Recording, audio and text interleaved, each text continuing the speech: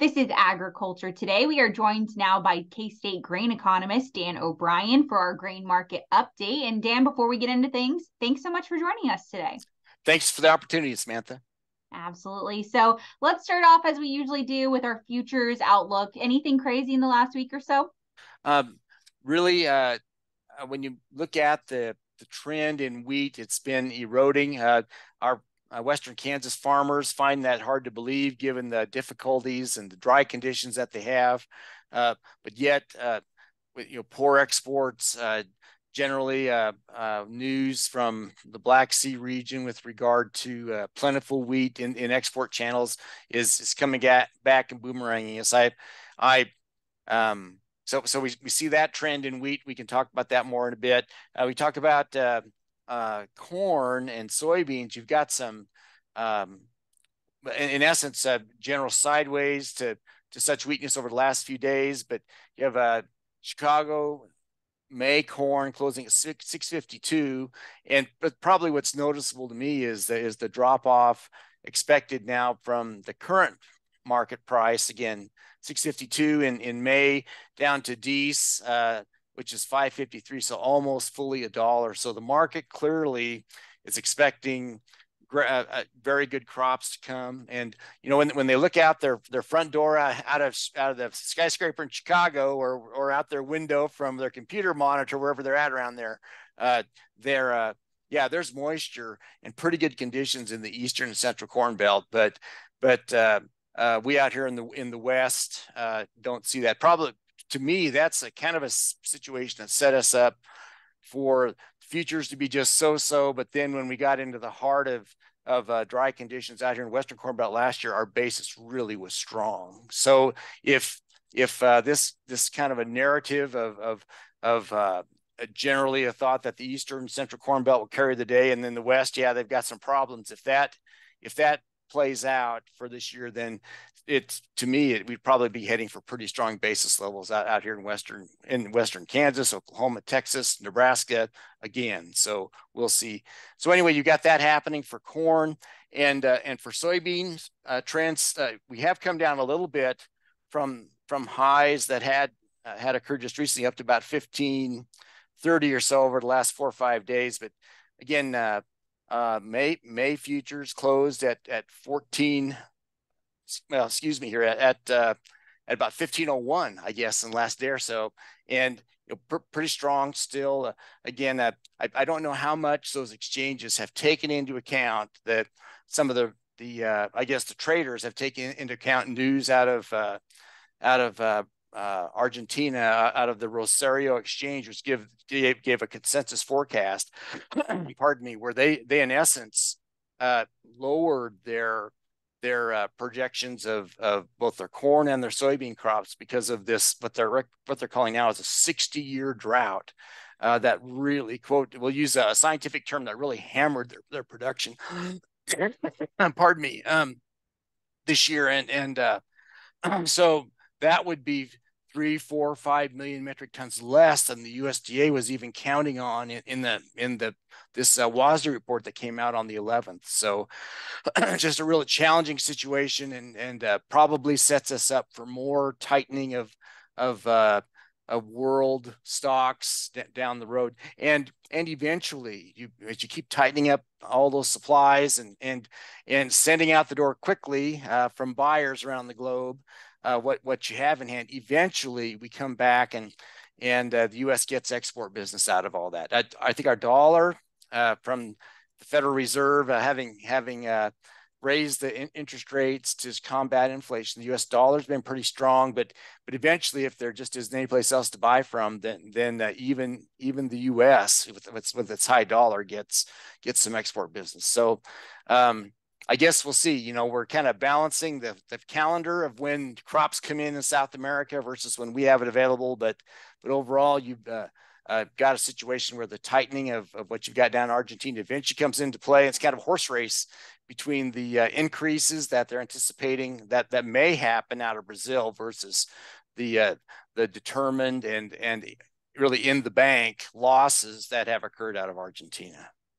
Sure. You mentioned those differences in estimates there between the US's WASDE report and then Argentina's numbers.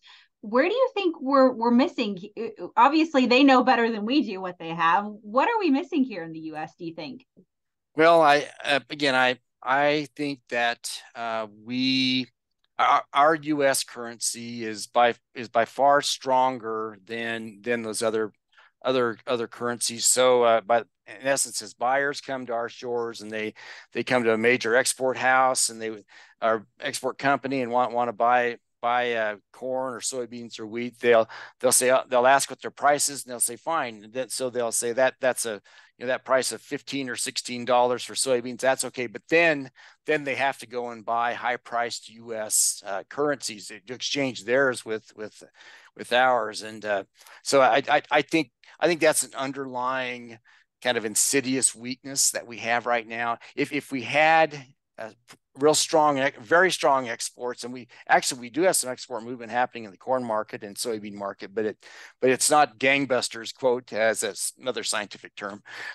So it's not enough to really excite the market and really hold things high. I think that the market that surprises me right now would be probably the corn market.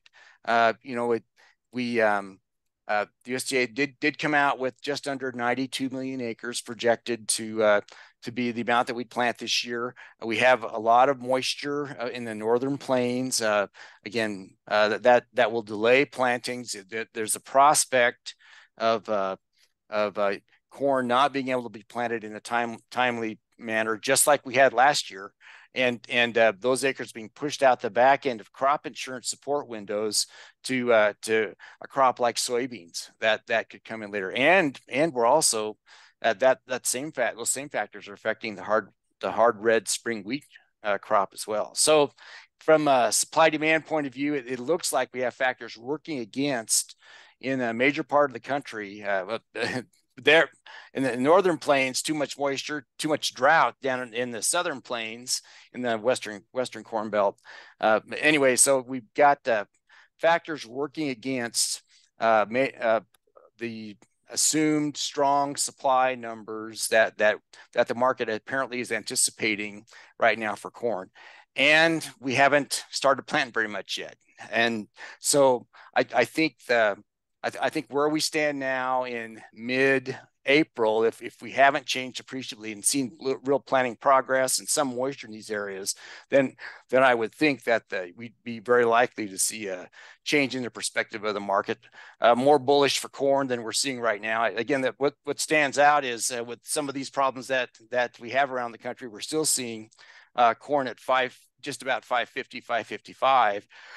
Through this winter, we spent a lot of time at $6 corn for Dees 2023.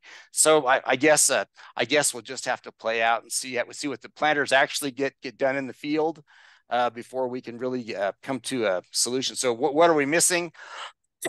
We're missing fear of not getting the crop in. That right now isn't there in farmers' minds. But I guess I'd keep in mind that the year when we had such excessive moisture in the northern plains and parts of the northern plains and around many parts of the Corn Belt, we really didn't see markets move off the rain makes grain mode until about mid-May.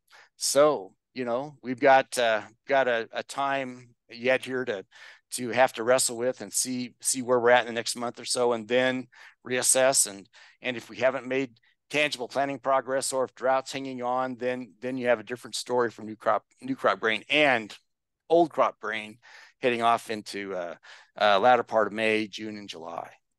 Sure. And you just said the drought word there, Dan, and that's gonna tee us up for our next conversation that I wanted to have today, and that's on our wheat markets. It's been quite, I say this word tumultuous a lot when it comes to our wheat markets, and it's true. We're seeing that still play out now.